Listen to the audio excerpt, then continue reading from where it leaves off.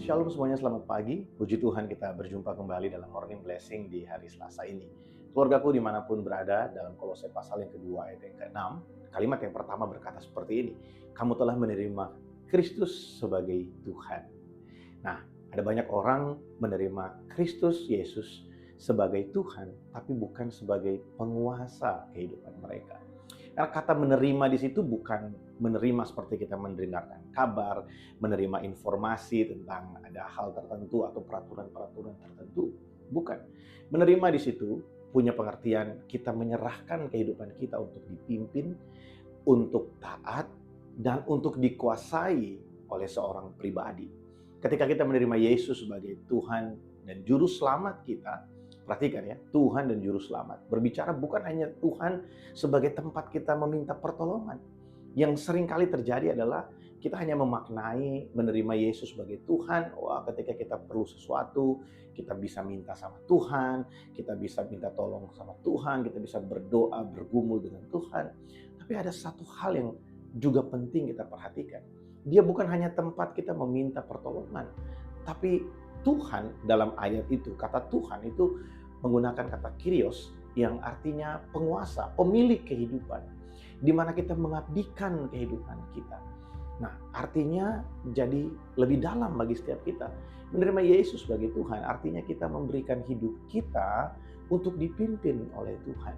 Makanya penting untuk kita belajar kehendak Tuhan, belajar apa yang Tuhan ingin kita lakukan. Dari mana kita tahu kehendak Tuhan? Dari mana kita tahu apa yang Tuhan ingin kita lakukan?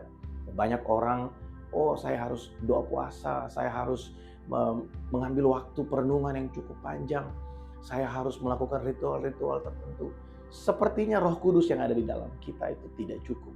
Dan sepertinya firman Tuhan yang ada di dalam Alkitab kurang untuk menunjukkan kepada kita apa yang Tuhan mau kita lakukan. Nah, penting untuk kita melihat di sini. Kita bertanya kepada diri kita sendiri. Kita renungkan sama-sama pagi hari ini. Apakah kita sudah menerima Yesus sebagai Tuhan yang berkuasa atas hidup kita?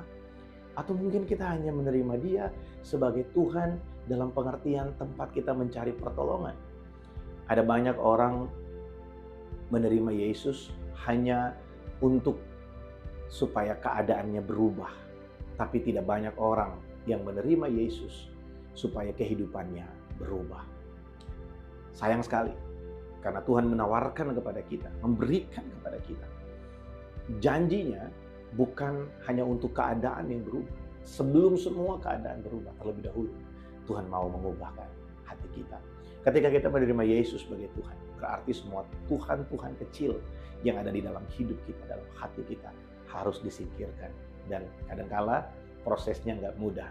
Tapi kalau kita setia, kita tekun dengan Tuhan, maka ada tangan Tuhan yang bekerja di dalam kita, yang tidak terlihat oleh mata, yang melakukan perubahan di dalam kehidupan ini.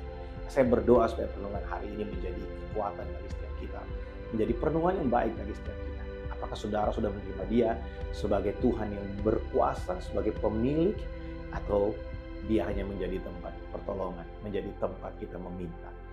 Tuhan Yesus memberkati setiap kita di hari Selasa ini. Selamat beraktivitas. Shalom.